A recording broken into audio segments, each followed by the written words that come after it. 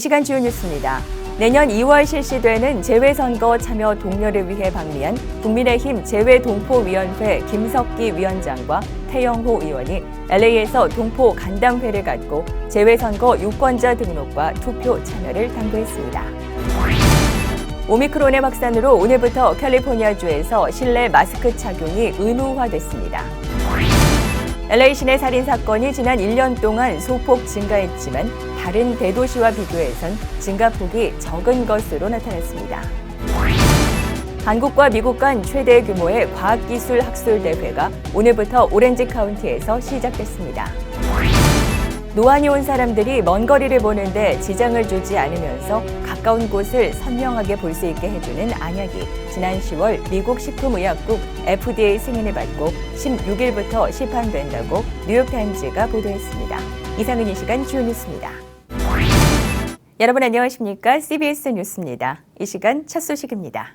내년 2월 실시되는 제20대 한국 대통령 선거를 앞두고 재외선거 참여 독려를 위해 방미한 국민의힘 재외동포위원회 김석기 위원장과 태영호 의원이 LA에서 동포 간담회를 가졌습니다.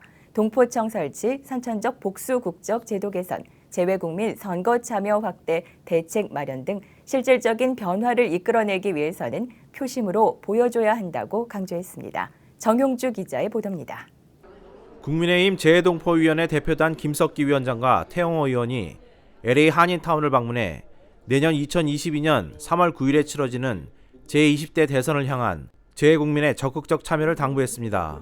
지난 13일 로스앤젤레스 옥스포드 팔레스 호텔에서 열린 동포 간담회에 참석한 김석기 위원장은 한인들의 목소리가 한국 정부에 적극 반영될 수 있도록 높은 투표율을 보여줘야 한다며 유권자 등록과 투표 참여를 호소했습니다.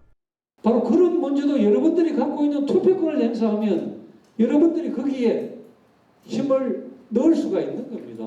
그런데 투표권 행사를 지금 안 하잖아요. 너무 투표권을 행사하기 환경이 어렵습니다. 그 점은 매우 송구스럽게 생각합니다만 반드시 그것은 공직선거법을 개정해서 문제를 해결해 드려야 됩니다. 제가 이미 법안을 내놨고 앞으로도 앞장설 겁니다. 현 재외동포 선거 시스템에 따르면 LA 총영상한 관할구역 면적은 대한민국의 10배인데 투표소는 고작 3곳밖에 마련되지 못하는 것이 현실이라며 먼 거리에 거주하는 한인 동포들은 우편 투표를 하지 않는 한 한 표 행사가 사실상 불가능한 현실이라고 지적했습니다. 지난 5월에는 현지 실정이 반영되지 않은 현 선거 투표 시스템을 바꾸기 위해 공직선거법 개정안과 우편 투표 도입도 검토해야 한다는 발의를 했다고 밝혔습니다. 또한 김석기 위원장과 태영호 의원은 14일 우리방송 라디오 1230과 본방송국 CBS를 방문해 김홍수 회장과 한경 대표와의 면담에서 선거 참여를 위한 여러 가지 현안에 대해 이야기를 나누며 선천적 복수국적 제도와 재외동포청 설치 등 현안들의 변화를 이뤄내기 위해서는 가장 선행되어야 하는 것이 적극적으로 유권자 등록에 참여하고 한 표를 행사하는 것을 미디어들이 홍보해 줄 것을 당부했습니다. 로스앤젤레스 총영상한 관할 지역의 재외선거 등록 유권자는 4,837명으로 집계됐으며 이는 미주 지역 전체에서 두 번째로 가장 낮은 등록률입니다. 20대 대한민국 대통령 재외선거 참여를 위한 유권자 등록은 내년 1월 8일 마감되며 투표는 내년 2월 23일부터 28일까지 진행됩니다. CBS 뉴스 정용주입니다.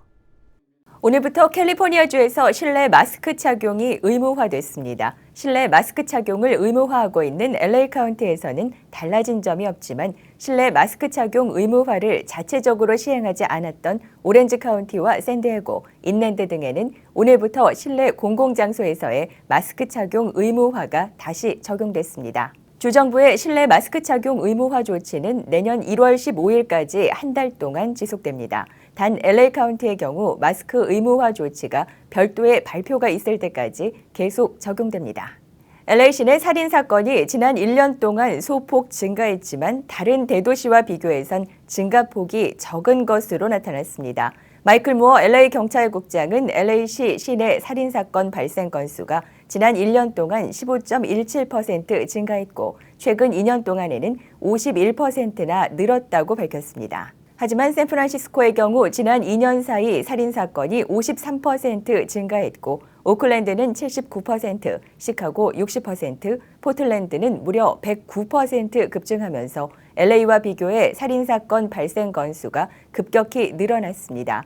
이에 대해 무어 국장은 LA가 다른 대도시처럼 살인과 총격 피해자 수가 폭증하지 않은 사실에 조금이나마 위안을 얻는다고 말했습니다.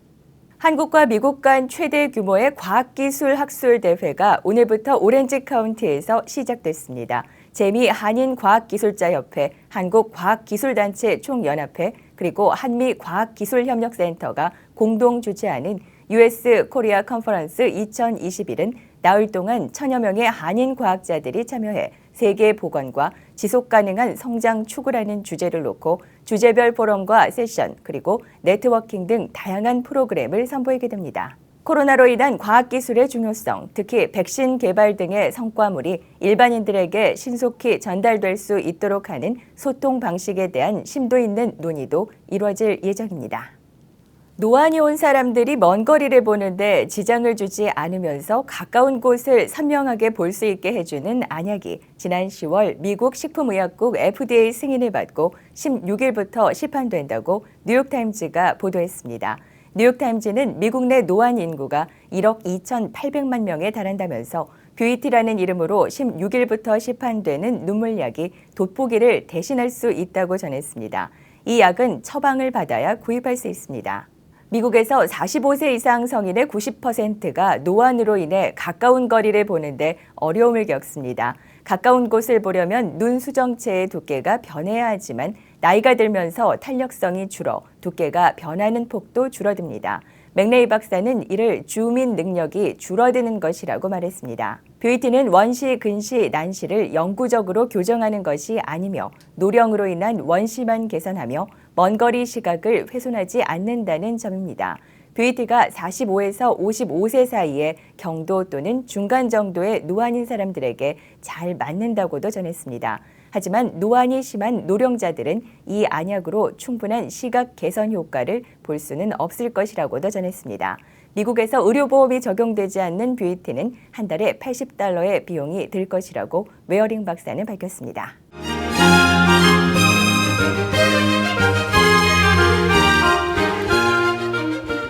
이어서 교계 소식입니다. 교회 설립 30주년을 앞둔 올림픽 장로교회가 새로운 목회 리더십과 함께 교회 본질 회복에 더욱 박차를 가할 것으로 보입니다. 지난 12일 담임 목사 취임식을 갖고 올림픽 장로교회 제2대 담임 목사로 취임한 이수호 목사는 건강한 교회와 가정을 이루며 하나님 말씀을 붙드는 순수한 교회로 나아가겠다고 밝혔습니다. 이수호 목사는 올림픽 장로교회에서 5년 가까이 부목사로 사역하며 정장수 목사의 가장 가까운 거리에서 올림픽 장로교회의 비전을 공유하며 목회를 함께 해왔습니다.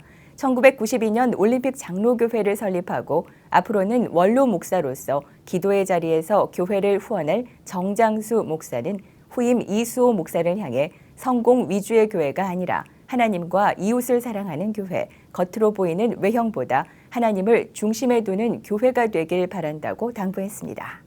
미주 지역의 유스 사역과 청소년 복음화를 위해 매년 열리는 유스 하이어 콜링 컨퍼런스가 올해는 12월 27일 월요일부터 29일 수요일 얼바인 힐튼 호텔에서 개최됩니다.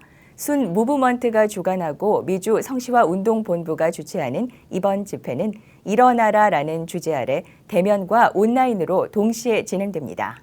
주요 강사는 순 무브먼트 글로벌 데이빗 오 대표와 토렌스 좋은교회 김우준 목사 등 10명의 강사들이며 주요 프로그램은 프레이즈 앤 워십, 메시지, 스몰 그룹, 소울 케어 등입니다. 대상은 6학년에서 12학년 주니어 하이 학생들로 교회 단체 또는 개인 참여가 가능합니다. 집회 참가 시 코비드 PCR 테스트 음성 결과를 제출해야 하며 자세한 내용은 홈페이지에서 확인할 수 있습니다.